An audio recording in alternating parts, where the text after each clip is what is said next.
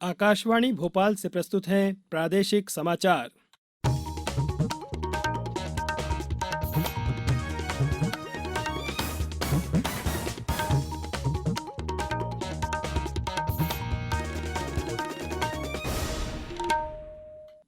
नमस्कार, समाचारों के साथ मैं नवनीत चौबे। सबसे पहले एक अपील। देश में कोरोना संक्रमण में तेजी से वृद्धि हो रही है। आपसे अपील है कि आप सावधान और सतर्क रहें और 15 से 18 वर्ष के किशोर और अन्य लोगों को भी टीकाकरण के लिए प्रेरित करें। कोरोना के नए वायरस ओमिक्रॉन से चिंताएं बढ़ गई हैं। बचाव के लिए कृपया इन 3 सरल उपायों का पालन अवश्य करें। मास्क लगाएं, 2 गज की सुरक्षित दूरी बनाए रखें और हाथ और चेहरा साफ रखें। कोविड संबंधी किसी भी जानकारी और मार्गदर्शन के लिए राष्ट्रीय हेल्पलाइन नंबर 011-2397-8046 और 1075 पर संपर्क करें। अब इस बुलेटिन के मुख्य समाचार। कृतज्ञ राष्ट्र ने आज नेताजी सुभाष चंद्र बोस को उनकी 125वीं जयंती पर श्रद्धांजलि अर्पित की। प्रदेश में आयोजित हुए कई कार्यक्रम। मुख्यमंत्री ने राज्य के किसानों को उद्यानिकी फसलों की प्रसंस्करण इकाइयां शुरू करने का सुझाव दिया। कोरोना संक्रमण को देखते हुए प्रदेश में बदले हुए स्वरूप के साथ मनाया जाएगा गणतंत्र दिवस। और पश्चिमी विक्षोभ के कारण प्रदेश के मौसम में उतार चढ़ाव जारी। कई इलाकों में बादल छाए रहे, कुछ जिलों में बारिश होने का अनुमान। अब समाचार विस्तार से। कृतज्ञ राष्ट्र आज नेताजी सुभाष चंद्र बोस को उनकी 125वीं जयंती पर श्रद्धांजलि अर्पित कर रहा है। श्री कोविंद ने इस अवसर पर कहा कि आज़ाद हिंद के प्रति अपने दृढ़ निश्चय को कार्यरूप देने के लिए उठाए गए कदमों के कारण नेताजी राष्ट्रीय नायक बन गए हैं। प्रधानमंत्री नरेंद्र मोदी, लोकसभा अध्यक्ष ओम बिरला, राज्यसभा में सदन के नेता पीयूष गोयल ने संसद भवन के केंद्रीय कक्ष में नेताजी सुभाष चंद्र बोस के चित्र पर पुष्पांजलि अर्पित की। श्री मोदी ने आज पराक्रम दिवस पर देशवासियों को बधाई देते हुए कहा है कि राष्ट्र के प्रति नेताजी के स्मरणीय योगदान पर प्रत्येक भारतीय को गर्व है। प्रधानमंत्री श्री मोदी आज शाम इंडिया गेट पर नेताजी सुभाष चंद्र बोस की होलोग्राम प्रतिमा का अनावरण कर रहे हैं। मुख्यमंत्री शिवराज सिंह चौहान ने आज नेताजी सुभाष चंद्र बोस जयंती के अवसर पर भोपाल के सुभाष नगर में रेलवे ओवरब्रिज का लोकार्पण किया। इस अवसर पर उन्होंने प्रभात चौराहा पर स्थापित नेताजी सुभाष चंद्र बोस की प्रतिमा का अनावरण किया और आज़ाद हिंद फौज कॉन्सेप्ट पार्क का भूमि पूजन भी किया। उधर इंदौर जिले में भी नेताजी सुभाष चंद्र बोस की जयंती पर कई कार्यक्रम आयोजित हुए। बड़ा गणपति चौराहे पर सुभाष प्रतिमा पर पुष्पांजलि और सांस्कृतिक कार्यक्रम का आयोजन किया गया। देवास में नेताजी सुभाष चंद्र बोस की जयंती पर जवाहर नगर में नेताजी की प्रतिमा पर राजनीतिक दलों, जनप्रतिनिधियों और सामाजिक संगठनों के साथ नागरिकों ने पुष्पांजलि अर्पित की। वहीं कुशाभाऊ ठाकरे स्टेडियम में सामूहिक सूर्य नमस्कार का आयोजन किया गया। मुख्यमंत्री शिवराज सिंह चौहान ने कहा है कि मध्य प्रदेश संतरा, धनिया, लहसुन उत्पादन में देश में पहले नंबर पर है। अदरक, मिर्ची, अमरूद, मटर और प्याज के उत्पादन में प्रदेश पूरे देश में दूसरे नंबर पर है। अगर किसान अपने इस उत्पादन की छोटी छोटी फूड प्रोसेसिंग इकाई खोल लें तो जनता को शुद्ध सामग्री, युवाओं को रोजगार के अवसर और किसानों को उनके उत्पाद के ठीक दाम मिल सकेंगे। मुख्यमंत्री श्री चौहान प्रधानमंत्री सूक्ष्म खाद्य उद्योग उन्नयन योजना के अंतर्गत कृषि महाविद्यालय ग्वालियर, कृषि विज्ञान केंद्र मुरैना और कृषि महाविद्यालय सीहोर में इंक्यूबेशन केंद्रों की स्थापना के लिए राजमाता विजयाराजे सिंधिया कृषि विश्वविद्यालय ग्वालियर में आयोजित भूमि पूजन एवं शिलान्यास कार्यक्रम को मुख्यमंत्री निवास कार्यालय से वर्चुअली संबोधित कर रहे थे। मुख्यमंत्री ने कहा कि इस योजना में ग्वालियर, मुरैना और सीहोर के इंक्यूबेशन सेंटर निश्चित तौर पर मील का पत्थर साबित होंगे।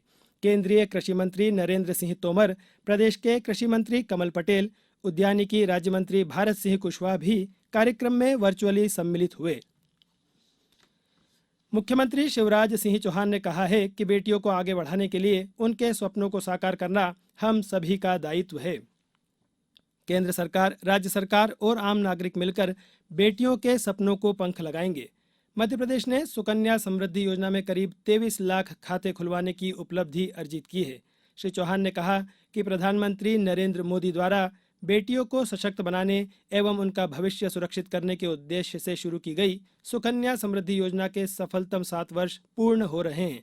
श्री चौहान ने कहा कि समाज के सशक्तिकरण के लिए नारी का सशक्त होना अत्यंत आवश्यक है। अब समाचारों में वक्त है एक ब्रेक का। कोविड-19 से बचाव और सुरक्षित रहने के 3 उपाय। मास्क लगाएं, 2 गज दूरी है जरूरी, सुरक्षित दूरी रखें, हाथ और मुंह साफ रखें। ब्रेक के बाद समाचारों में एक बार फिर आपका स्वागत है। राजधानी भोपाल सहित सभी जिलों में 26 जनवरी को गणतंत्र दिवस गरिमामय ढंग से मनाया जाएगा। राज्य शासन ने इस वर्ष कोरोना संक्रमण को देखते हुए कार्यक्रमों की नई रूपरेखा तय की है। गणतंत्र दिवस पर राज्य के समस्त महत्वपूर्ण शासकीय भवनों और ऐतिहासिक स्थानों पर राष्ट्रीय ध्वज फहराया जाएगा। राजधानी में गणतंत्र दिवस समारोह का आयोजन लाल परेड ग्राउंड में होगा। कार्यक्रम प्रातः 9 बजे शुरू होगा, जिसमें मुख्य अतिथि परेड की सलामी लेंगे तथा उपस्थित जनसभा को संबोधित करेंगे। परेड में एनएसएस, स्काउट गाइड एवं शौर्य दल शामिल नहीं होंगे। परेड के पश्चात घुड़सवारी का प्रदर्शन किया जाएगा। इसके बाद झांकियां निकाली जाएगी। वहीं जिला मुख्यालयों में गत वर्षानुसार मुख्य अतिथि द्वारा ध्वजारोहण एवं मुख्यमंत्री शिवराज सिंह चौहान के संदेश का वाचन किया जाएगा। परेड का आयोजन सिर्फ जिला मुख्यालयों पर ही होगा। परंपरागत झांकियां निकाली जाएगी। शिक्षण संस्थाओं में कार्यालय प्रमुख द्वारा ध्वजारोहण, राष्ट्रगान का आयोजन किया जाएगा, जिसमें कक्षा 1 से 10वीं तक के बच्चे शामिल नहीं होंगे। अब बात मौसम की। पश्चिमी विक्षोभ के कारण प्रदेश के मौसम में उतार चढ़ाव जारी है। आज अधिकांश जिलों में बादल छाए रहे, वहीं हवाएं चलने से कई इलाकों में सर्दी बढ़ रही है। राजधानी भोपाल सहित रीवा, धार, रतलाम, शाजापुर, छतरपुर, सतना, ग्वालियर, उज्जैन, होशंगाबाद, सीधी और जबलपुर जिलों में कल बारिश हुई। इंदौर से हमारे संवाददाता ने बताया है कि जिले में कल सुबह से ही बादल छाए रहे। वहीं दोपहर में अनेक स्थानों पर बूंदाबांदी और कहीं-कहीं हल्की बारिश हुई। शहडोल जिले में भी मौसम में बदलाव आया। यहां कल रात बूंदाबांदी हुई।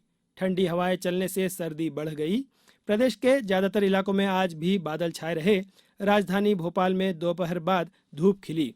मौसम विभाग ने रीवा, सागर, ग्वालियर, चंबल संभागों सहित भोपाल, इंदौर, उज्जैन और जबलपुर संभागों के जिलों में बारिश की संभावना जताई है। कृषि मंत्री कमल पटेल ने कल हरदा में सिविल लाइंस थाने और टेमागांव पुलिस चौकी के 94 लाख रुपए की लागत से नवनिर्मित भवनों का लोकार्पण किया। उन्होंने कहा कि आधुनिक सुविधाओं से लैस नवनिर्मित भवनों में नागरिकों को त्वरित और सुलभ न्याय मिले। इसके लिए पुलिस एवं प्रशासन जिले को बेहतर क्रियाकलाप के लिए उत्कृष्ट बनाए। भारतीय प्रबंधन संस्थान IIM इंदौर को सामाजिक दायित्वों का निर्वहन करने के लिए CSR and sustainability initiative award के लिए रजत पदक से सम्मानित किया गया। संस्थान के निदेशक प्रोफेसर हिमांशु राय ने बताया कि अंतर्राष्ट्रीय स्तर के संगठन association of MBA and business graduates association ने दुनिया भर के 290 मान्यता प्राप्त प्रबंधन संस्थानों में से IIM इंदौर का चयन इस अवार्ड के लिए किया है। अब कुछ समाचार संक्षेप में। रायसेन जिले की ग्राम पंचायतों में 24 जनवरी से ग्राम सभाओं का चरणबद्ध आयोजन किया जाएगा। इस संबंध में रायसेन जिला कलेक्टर अरविंद दुबे द्वारा जिला पंचायत CEO सहित अन्य अधिकारियों को दिशा निर्देश दिए गए। खंडवा जिले में शासकीय स्नातकोत्तर महाविद्यालय में कल राष्ट्रीय मतदाता दिवस के उपलक्ष्य में वर्चुअल सेमिनार का आयोजन किया जाएगा।